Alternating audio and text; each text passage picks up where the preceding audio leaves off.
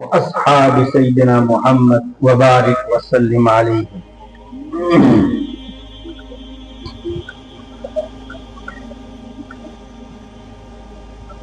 یہ مجلس جس مناسبت سے منعقد ہوئی ہے، ہم سب اور آپ سب حضرات اس سے بخوبی واقف ہیں۔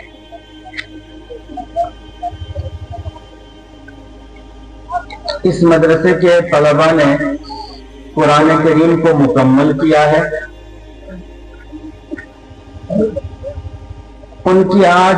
دستار پوشی ہوگی، دستار بندی ہوگی، ان کو اعزاز سے نوازا جائے گا۔ تو اسی مناسبت سے اس مجلس کا انعقاد ہوا۔ میں تو سمجھتا ہوں وہ طلباء تو خوش نصیب ہیں ہی جنہوں نے قرآن کریم کو مکمل کیا ہے اور اس کے دور کیے ہیں، اور آج وہ دستار پوشی سے نوازے جائیں گے۔ ان کے والدین بھی قابل مبارک ہیں، لیکن ہم سب اور آپ سب حضرات جو اس مجلس میں شریک ہوئے ہیں، یہ بھی نفع سے خالی نہیں ہے۔ یہ مجلس اتنی بابرکت اور عظیم مجلس ہے کہ اس مجلس میں آ کر اگر آدمی غفلت کی وجہ سے کچھ سن نہ پایا اور سمجھ نہ پایا، لیکن تب بھی وہ کم سے کم جتنی دیر اس مجلس میں بیٹھا ہوا ہے، گناہ سے بچا ہوا ہے، گناہ سے محفوظ ہے۔ اور اگر ساتھی نے سننے اور سمجھنے کی کوشش کی اور بیچ میں جہاں رحمت عالم صلی اللہ علیہ وسلم کا نام مبارک آیا تو آپ کی ذات اقدس پر درود پیش کیا صلی اللہ علیہ وسلم، ایسے بندے کے 10 درجے بلند ہوتے ہیں، 10 رحمتیں نازل ہوتی ہیں اور ایسے بندے کی مغفرت ہوتی ہے۔ یہ صرف اس مجلس میں بیٹھنے کا ادنا اجر ہے اور نقد اجر ہے کہ آدمی بیٹھا ہے، سن نہیں رہا ہے غفلت کی وجہ سے، پھر بھی گناہوں سے محفوظ ہے، اور ادنا درجے کا سنا، رحمت عالم صلی اللہ علیہ وسلم کا نام مبارک آیا، آپ کے نام مبارک آنے پر درود شریف پڑھا تو اس کو یہ اجر ملے گا۔ آپ خود اندازہ کیجئے،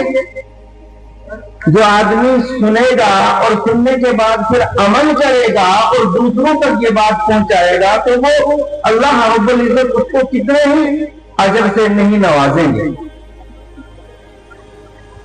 تو یہ یہاں آنا مبارک ہے، یہاں بات سننا مبارک ہے، یہاں بیٹھنا مبارک ہے،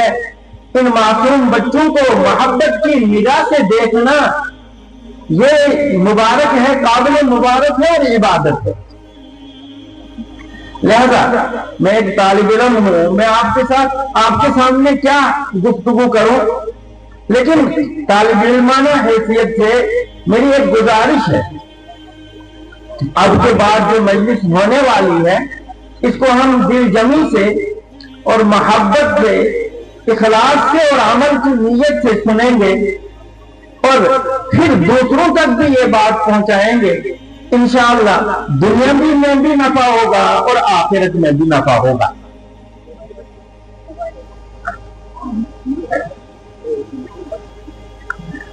آپ حضرات جانتے ہیں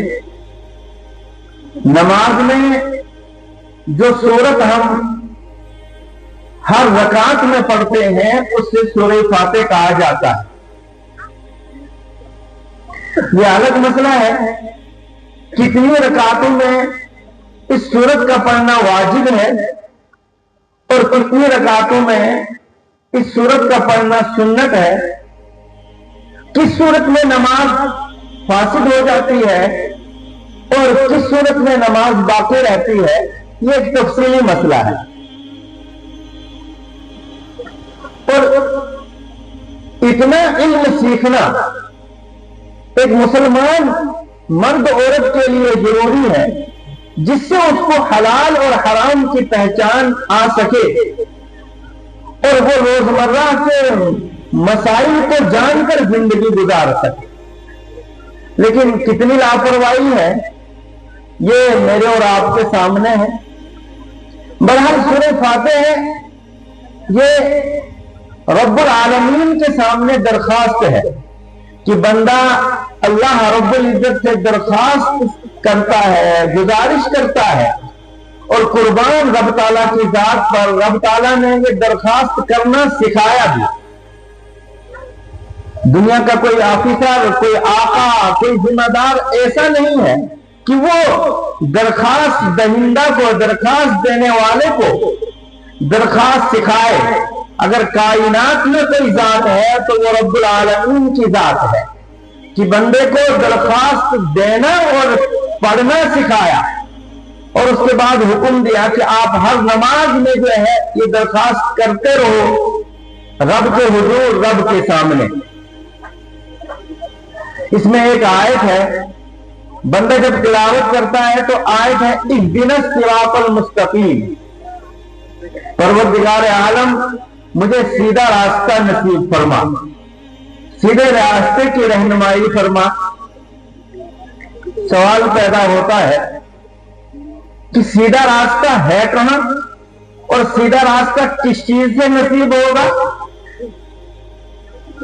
دنیا میں ترقی کرنے سے نصیب ہوگا،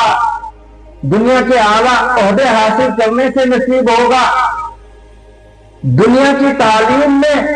اعلیٰ درجہ حاصل کرنے سے نصیب ہوگا، دنیاوی طور پر جتنی بھی بلندیاں ہو سکتی ہیں کیا ان بلندیوں کی بنا پر ہدایت حاصل ہو سکتی ہے؟ نہیں. سورہ فاتح کو پڑھنے کے بعد جب قرآن کریم کا ہم مطالعہ کرتے ہیں، قرآن کریم پر ہم نظر دوڑاتے ہیں، تو فوراً دوسری سورت سورہ بقرہ رب تعالیٰ نے نازل فرمائی ہے،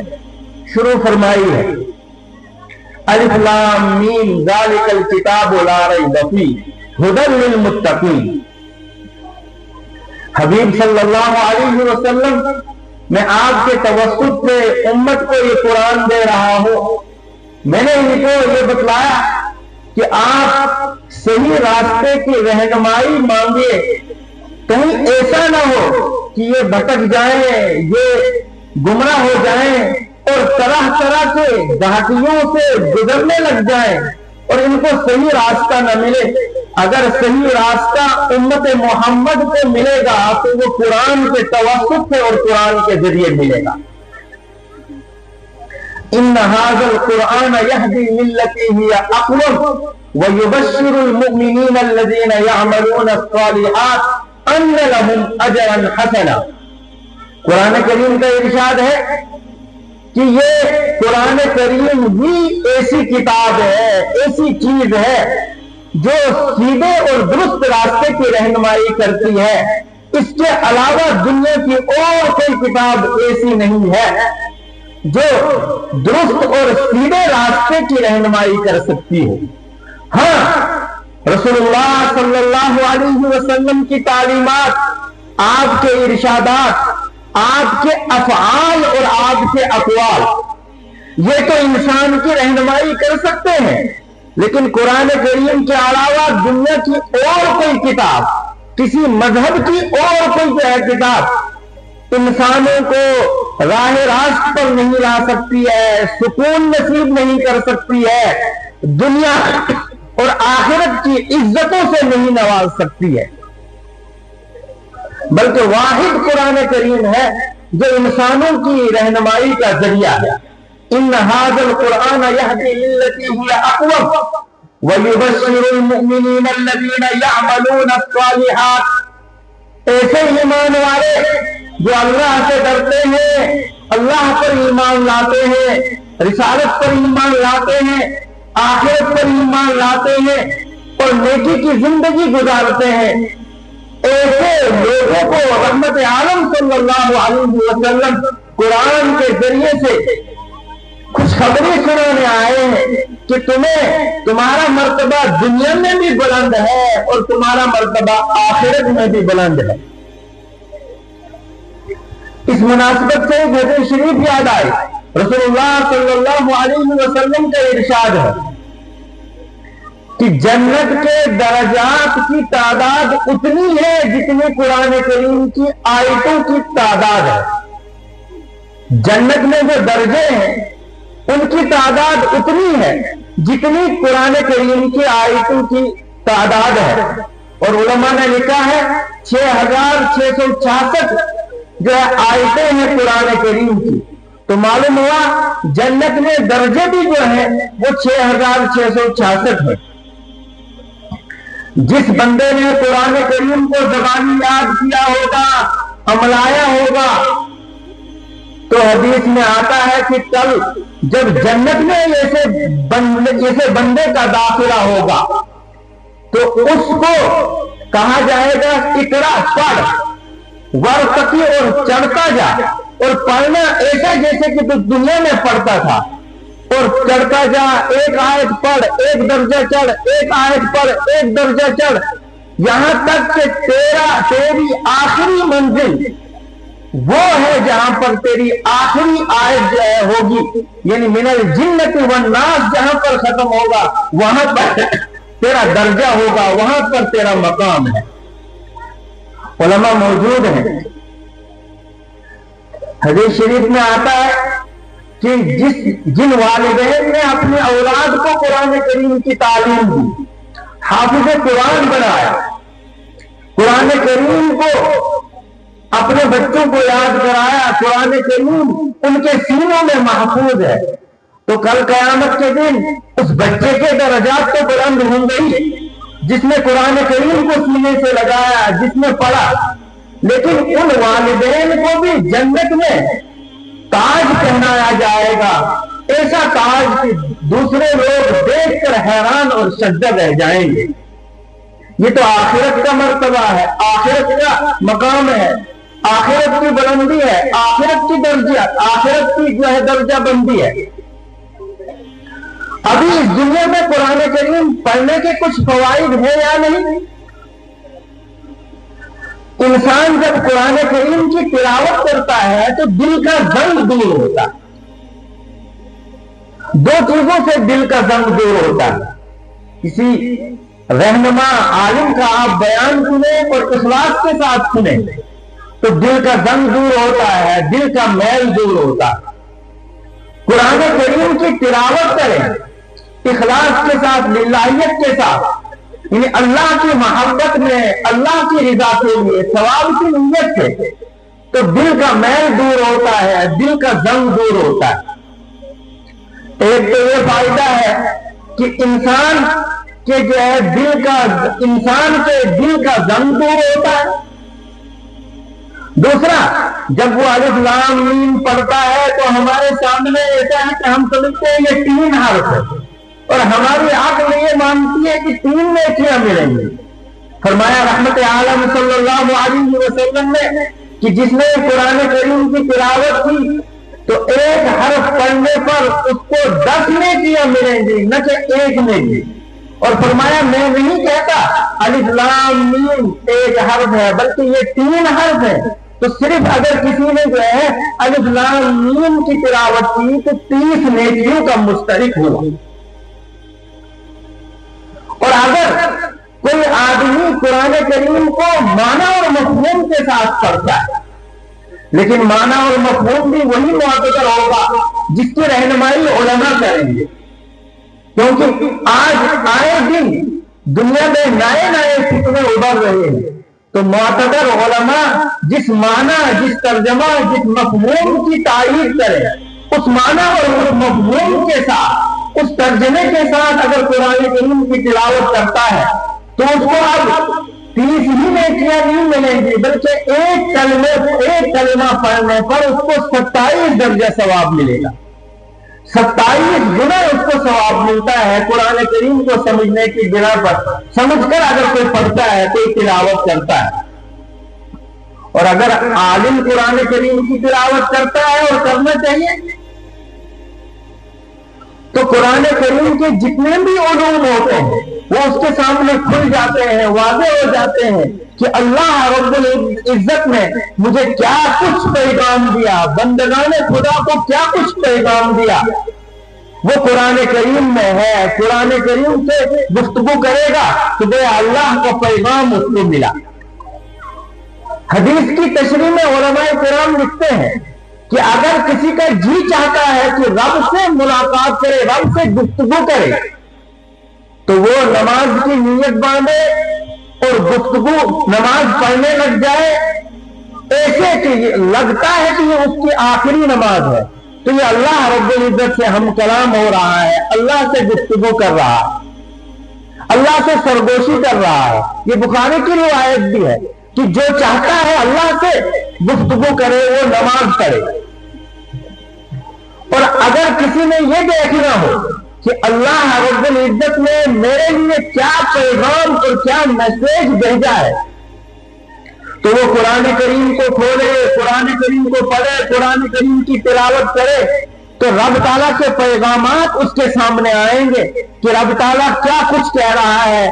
کہ کس حکم کے اعتبار سے رب تعالیٰ مجھ سے مخاطب ہے۔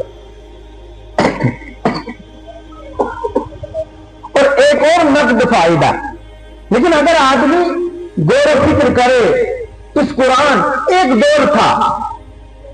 کہ گھروں سے صبح کے وقت قرآن کریم کی تلاوت کی آواز آتی تھی،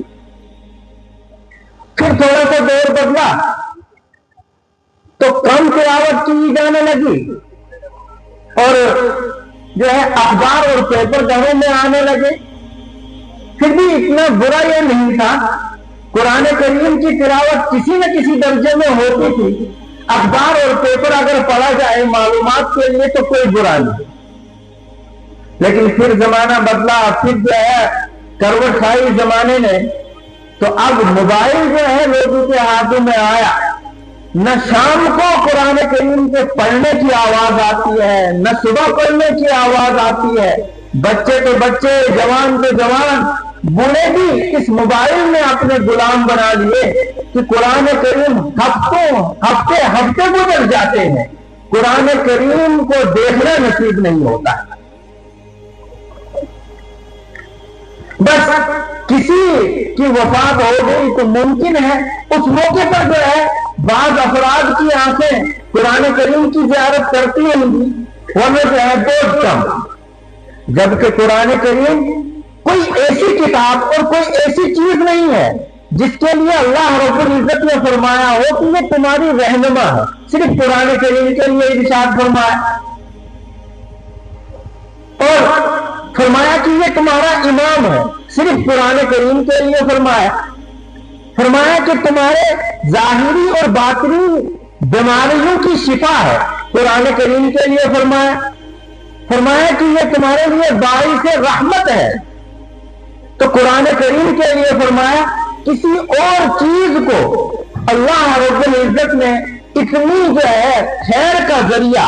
اور رحمتوں کا ذریعہ نہیں بیان فرمایا جتنا کہ قرآن کریم کے لیے فرمایا۔ علماء تلاوت کریں گے تو قرآن کریم کے اندر جو علوم ہوں گے وہ واضح ہو جائیں گے، آشکارا ہو جائیں گے، کیونکہ قرآن کریم علوم کا ذخیرہ ہے۔ اور ہر عام اور خاص کے لیے ایک نقد فائدہ، جب قرآن کریم کو غور سے پڑھے گا تو یہ اپنے آپ کو پہچانے گا قرآن کریم کے توسط سے، قرآن کریم کے واسطے سے۔ کیا مطلب اپنے آپ کو پہچانے گا؟ قرآن کریم میں ایک جگہ ہے لَقَدْ أَنزَلْنَا إِلَيْكُمْ كِتَابًا فِيهِ ذِكْرُكُمْ، ہم نے تمہاری طرف ایک کتاب نازل کی جس کتاب میں اے انسانوں تمہارا ذکر ہے۔ تمہارا ذکر کا مطلب تم کس زمرے میں ہو، تم کس جماعت میں ہو، تمہارا ایمان کتنا کامل ہے، تم خدا نخواستہ فاسق تو نہیں ہو، تم خدا نخواستہ بے ایمان تو نہیں ہو، نفاق سے مزین تو نہیں ہو، یا کہ تم جو ہے صاحب ایمان ہو اور ایمان بھی کتنے مضبوط ہے۔ اگر ہم قرآن کریم کا مطالعہ کریں گے، قرآن کریم کو پڑھیں گے تو خود بخود جو ہے انسان کو اپنا آپ نظر آئے گا، اور اپنا درجہ وہ متعین کرے گا کہ میرا درجہ نیکوکار لوگوں میں ہے یا بروں میں ہے، میرا نمازیوں میں، میرا ذکر میں نمازی ہوں یا بے نمازی ہوں، میں کسی گناہ کے ساتھ گناہ میں ملوث تو نہیں ہوں، گناہ میں مبتلا تو نہیں ہوں۔ جب انسان قرآن کریم کی تلاوت کرے گا تو اس کو اپنا آپ پہچاننے آئے گا کہ میرا ذکر کون سی جماعت میں ہے، کون سے زمرے میں ہے۔ اگر نیکوں میں ہے تو بشارت کیا ہے، اگر ادنا نیکوں میں ہے تو پھر جو ہے کیسا اجر ملنے والا ہے، اور اگر گناہگاروں میں ہے، اللہ معاف فرمائے، بے ایمانوں میں ہے، منافقوں میں ہے، تو پھر میرا حشر کیا ہوگا، میرے ساتھ کیا کچھ برتاؤ کیا جائے گا، میرے ساتھ آخرت میں کیا معاملہ کیا جائے گا۔ قرآن کریم میں انسان کا ذکر ہے، لقد انزلنا الیکم کتابا فیہ ذکرکم افلا تعقلون، کیا تم سمجھتے نہیں ہو، عقل نہیں رکھتے ہو اور اس کی تلاوت نہیں کرتے ہو کہ تم اپنے آپ کو پہچان پاتے؟ رب کو تو پہچاننا تھا، اپنے آپ کو تلاش کرتے۔ تو قرآن کریم کا ایک نقد فائدہ یہ ہے کہ جب انسان تلاوت کرتا ہے غور و فکر کر کے تو اس کو اپنا آپ تلاش کرنا آسان ہو جاتا ہے، یہ متعین کر لیتا ہے کہ میں کس درجے کا آدمی ہوں، اللہ توفیق دیتا ہے تو مزید نیک بنتا ہے، اور اگر جو ہے گناہگار ہوتا ہے تو توبہ کی توفیق دیتا ہے، اور اگر حد سے زیادہ جو ہے دور ہوتا ہے راہ حق سے تو اللہ اگر توفیق دیتا ہے تو اس کو جو ہے اپنا راستہ متعین کرنا آسان ہوتا ہے۔ اور گناہگاروں، فاسقوں، کافروں جو ابدی جو ہے گناہگار ہیں، پھر ان کے لیے جو اس میں دھمکیاں بھی ہیں، وعید بھی ہیں۔ وَقَدْ قَدَّمْتُ إِلَيْكُمْ بِالْوَعِيدِ، محشر کا میدان قائم ہوگا، نفسی نفسی کا عالم ہوگا، جنت کے فیصلے ہو رہے ہوں گے، جہنم کے فیصلے ہو رہے ہوں گے۔ اس وقت ایک بے ایمان آدمی شیطان کے ساتھ لڑے گا اور جھگڑا کرے گا، اور شیطان کے سر الزام ٹھوکے گا کہ تو نے ہی مجھے گمراہ کیا۔ اللہ رب العزت فرمائے گا وَقَدْ قَدَّمْتُ إِلَيْكُمْ بِالْوَعِيدِ، میں نے دنیا میں تمہارے لیے جو ہے دھمکی اور وعید پیش کر دی تھی نبیوں کے توسط سے، نبیوں نے تم کو سنا دیا تھا، تم نے ایمان نہیں لایا، تم ابدی جو ہے مردود تھے، اس میں جو ہے ہماری کوئی کمی اور کوتاہی نہیں، لہذا جو ہے اب تمہارا ٹھکانہ جہنم ہے۔ ایک اور نقد فائدہ قرآن کریم کی تلاوت کا، پڑھنے اور پڑھانے کا۔ جب یہ ادارہ قائم ہوا، یہاں پر الف با تا اور الحمدللہ کی تعلیم شروع ہوئی، تو جتنے بھی اس علاقے ان بچوں کے آبا و اجداد کو، جن بچوں نے قرآن کریم پڑھنا شروع کر دیا، لا الہ الا اللہ محمد رسول اللہ پڑھنا شروع کر دیا، ان بچوں کے خاندان کے بڑے بزرگ آبا و اجداد جب سے ایمان قبول کیے ہوئے جتنے بھی گزرے ہیں، ان سب کی قبروں میں مغفرت تو ہو گئی، ان استادوں کے آبا و اجداد کی مغفرت تو ہو گئی، لیکن اس علاقے اور اس بستی کے جتنے بھی مرحومین آج تک گزرے ہیں ان سب کی بخشش ہو گئی اس ادارے میں لا الہ الا اللہ محمد رسول اللہ پڑھنے کی وجہ سے۔ الحمدللہ رب العالمین الرحمن الرحیم مالک یوم الدین کی تلاوت کرنے سے قرآن کریم کی آواز بلند ہوئی، ادھر قرآن کریم کی آواز بلند ہوئی، ادھر جو ہے مردوں کی مغفرت۔ دنیا کی کوئی ایسی کتاب نہیں کہ جو عذاب قبر کو اٹھا دے، جو قبر میں مردوں سوئے ہوئے مردوں کو راحت پہنچائے، جو زندوں کی ہدایت اور بخشش کا ذریعہ بنے، واحد قرآن کریم ہے کہ جن مردوں کا کوئی تعلق ہی نہیں ہے اس ادارے سے، ان بچوں سے، پڑھانے والوں سے، ان مردوں کی مفت میں مغفرت ہو جاتی ہے اس کتاب کی برکت کی وجہ سے۔ ہے اس سے کوئی بابرکت اور اس سے بڑی کوئی کتاب دنیا میں کہ جو زندوں اور مردوں کے لیے جو ہے ذریعہ نجات اور ذریعہ ہدایت اور رحمت ہی رحمت بنے؟ صرف واحد قرآن کریم ہے۔ کیا خیال ہے پھر ان لوگوں کا جن کے خود بچے حافظ بن رہے ہیں، ان اساتذہ کا جو اس پر محنت کر رہے ہیں، اور ان لوگوں کا کیا خیال ہے جو اس ادارے کو محبت کی نگاہ سے دیکھتے ہیں اور اس ادارے پر اپنا مال خرچ کرتے ہیں اور اس ادارے کی ترقی میں حصہ لیتے ہیں؟ ظاہر سی بات ہے ان کی اور ان کے آبا و اجداد کی اور ان کی مردوں کی مغفرت کو یقینی ہے، کیونکہ وعدہ ہے میرے اور آپ کے آقا محمد عربی صلی اللہ علیہ وسلم کا۔ یہ بھی ایک نقد فائدہ ہے قرآن کریم کے پڑھنے اور پڑھانے کا، اور اس کی تعلیم کا، اور اس کو عام کرنے کا، اور قرآن کریم سے محبت کا۔ بس وقت ہوا جاتا ہے، اس حدیث شریف کی تشریح اور اس کے ذیل میں ایک واقعہ سناتا ہوں۔ سب حضرات کے گھروں میں فضائل اعمال ہے۔ حضرت شیخ الحدیث شیخ زکریا رحمۃ اللہ علیہ کی تصنیف کردہ ہے، ان کی کتاب ہے، اور شیخ کون ہے؟ حضرت ابو ہریرہ رضی اللہ تعالی عنہ کے قدموں میں جنت البقیع میں مدفون ہے۔ اللہ رب العزت کروڑ رحمتیں شیخ پر نازل فرمائے۔ انہوں نے ایک واقعہ جو ہے اپنی کتاب میں بیان کیا ہے کہ ایک آدمی مسافر تھا، یہ مصر کا واقعہ ہے۔ مسافر تھا، چل رہا تھا، تھکا ہوا تھا، ایک قبرستان کے پاس آ کر ایک درخت ملا۔ عرب کے علاقے میں زیادہ سایہ نہیں ہوتا ہے، درخت نہیں ہوتے۔ ایک قبرستان کے پاس آ کر اس کو درخت ملا، سایہ تھا، دوپہر کا وقت تھا، اس نے وہاں سر رکھ لیا کہ تھوڑی دیر میں آرام کرو۔ اس نے اس سونے سے پہلے سورہ اخلاص کی تلاوت کی تھی اور ان مردوں کے لیے ایثار ثواب کیا تھا جو قبرستان میں مدفون تھے۔ اس کی آنکھ بند ہوئی، وہ خواب دیکھتا ہے کہ اس قبرستان کے تمام مردے کچھ چن رہے ہیں، جیسے کھانا اور پینا، کچھ مٹھائی اور کھا رہے ہیں۔ ایک بزرگ کو دیکھا کہ وہ تنا الگ بیٹھا ہے اور وہ جو ہے یہ سب کچھ چن نہیں رہا ہے، یہ پھل نما چیز جو کھانے کی ہے۔ اس مسافر نے خواب ہی میں پوچھا کہ یہ سب کیا چن رہے ہیں؟ کہا ایثار ثواب کیا ہوا ہے، اور جس طریقے سے زندوں کو کھانے کی ضرورت ہوتی ہے، مردوں کو ایثار ثواب کی ضرورت ہوتی ہے، لہذا ایثار ثواب کیا کسی نے، تو یہ اب اس ایثار ثواب کا ثمرہ اور پھل چن رہے ہیں جو ان کے لیے کھانا، کہ آپ کیوں نہیں چن رہے ہیں کہ مجھے ضرورت نہیں ہے، میرا جو ہے پیٹ بھرا ہوا ہے۔ کہ کس طرح؟ کہ میں نے اپنے بیٹے کو حافظ قرآن بنایا تھا، وہ فلاں شہر کی فلاں دکان میں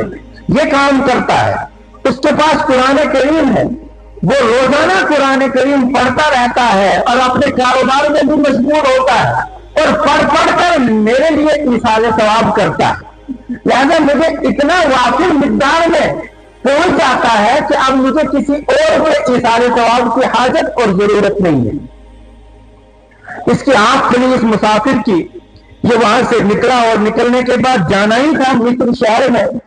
تو اس نے اپنے اس خواب کی تصدیق کے لیے مصر شہر کی اس مارکیٹ کا رخ کیا اور پھر اس دکان کا رخ کیا۔ اس دکان پر پہنچا، دیکھتا ہے کہ حقیقت میں ایک جوان ہے صاحب ریش،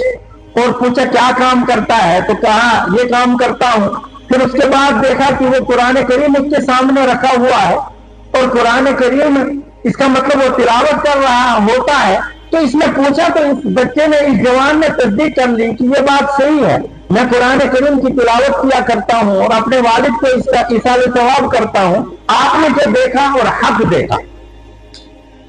مسافر ہوتے ہیں کبھی جو ہے، پھر یہ جو خواب ہوتا ہے نا، خواب یہ تو کچھ بھی آ سکتا ہے، یہ الگ بات ہے کس کا خواب سچا ہے اور کب کا خواب سچا ہے۔ انسانوں کا بھی اعتبار ہے، وقت کا بھی اعتبار ہے، پھر تعبیر دینے والے کا بھی اعتبار ہے۔ ہر کس ناقص کو جو ہے نہیں سنانا چاہے خواب، ہر چھوٹے بڑے کو نہیں سنانا چاہے، کسی عالم کو سنانا چاہے وہ آپ کو تعبیر دے۔ پھر کبھی جو ہے اس کا چکر لگا تو پھر اس قبرستان کے پاس سے گزرا اور اس نے ایثار ثواب کیا، تو اس نے دیکھا کہ آج وہ بزرگ بھی جو ہے وہ چن رہے ہیں وہ پھل نما چیز. پوچھا آج کیوں آپ چن رہے ہیں؟ کہ جب آپ نے پہلی مرتبہ دیکھا تھا تو میرا بچہ حیات تھا، وہ قرآن کریم کی تلاوت کیا کرتا تھا، میرے لیے ایثار ثواب کرتا تھا، مجھے اس کا فائدہ ملتا تھا. اب اس کی وفات ہو گئی ہے، اب ایثار ثواب نہیں وہ کرتا ہے، اس لیے اب مجھے بھی عام لوگوں کی طرح ضرورت ہے دوسروں کے ایثار ثواب کی. پھر تحقیق کی، تحقیق کے مطابق اس کا یہ خواب صحیح اور سچا نکلا. اس واقعے کو ایک بہت بڑے شیخ حضرت شیخ زکریا رحمت اللہ علیہ نے سند کے ساتھ جو ہے اپنی کتاب میں اس کو نقل کیا ہے. اس واقعے کو نقل کرنے کا مقصد آپ کے سامنے یہ ہے کہ قرآن کریم جب زندہ پڑتا ہے تو اس کے مردوں کو اس کا ثواب پہنچتا ہے، ایثار ثواب جس کا نام ہے، اور ان مردوں کی مغفرت ہوتی ہے، بخشش ہو جاتی ہے. اور جس علاقے اور جس بستی میں قرآن کریم کی تعلیم ہو، حدیث رسول کی تعلیم ہو، قرآن پڑھایا جائے، سمجھایا جائے،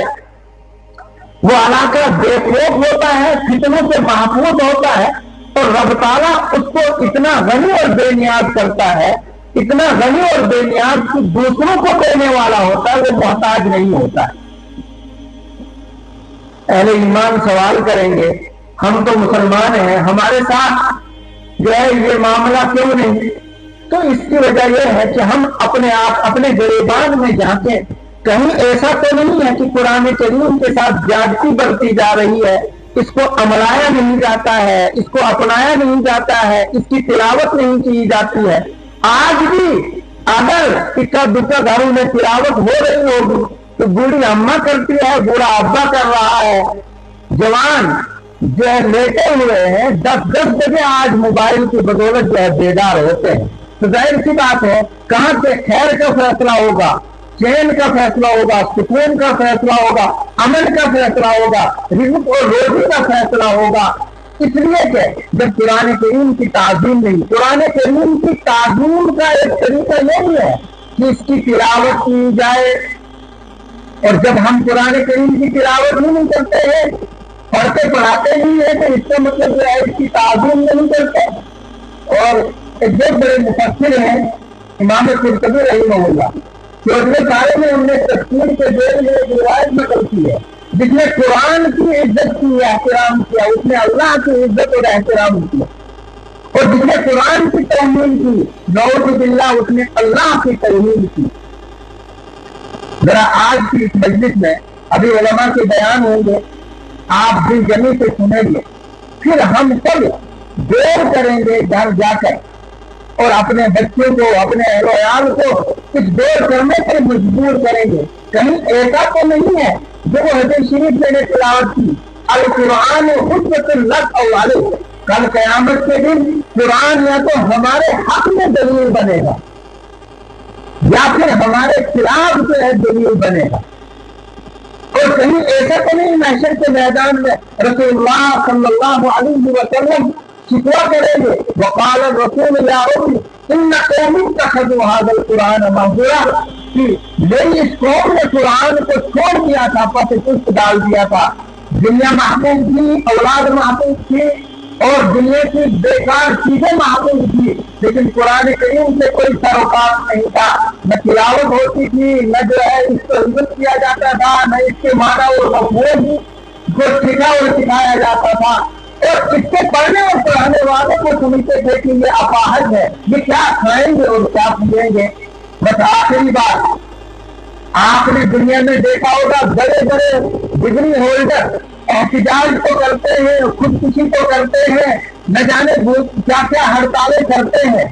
لیکن حافظ قرآن، عالم قرآن کو آپ نے نہیں دیکھا ہوگا بھوک ہڑتال کرتے ہوئے، احتجاج کرتے ہوئے، اور یا پھر خودکشی کرتے ہوئے کہ ہم جو ہے بے روزگار ہیں. اللہ رب العزت مجھے بھی اور ہم سب کو عمل کی توفیق عطا فرمائے اور صحیح معنوں میں قرآن سے جڑنے کی توفیق عطا فرمائے. اب آپ لوگ اپنے آپ کو، اپنے اہل و عیال کو قرآن سے جوڑے، مسجد سے جوڑے، مدرسوں سے جوڑے، اور جو جہاں مدرسے نہ ہوں وہاں جو ہے مکتب مسجد میں قائم ہوں ان کے ساتھ جوڑے، تاکہ دنیا میں بھی ہم سرخرو ہوں اور آخرت میں بھی ہوں. کہیں ایسا نہ ہو قرآن کریم کو محشر کے میدان میں زبان دی جائے گی، یہ ہمارے خلاف بولے گا. رسول اللہ صلی اللہ علیہ وسلم جو ہمارے وہاں پر جو سفارشی ہوں گے، جب وہی ہمارے خلاف دعویٰ کریں گے اللہ کے حضور کہ انہوں نے قرآن کو متروک کر دیا تھا، قرآن چھوڑ دیا تھا، پھر ہمارا کوئی پرسان حال نہیں ہوگا. سبحان ربک رب العزت عما یصفون وسلام علی المرسلین.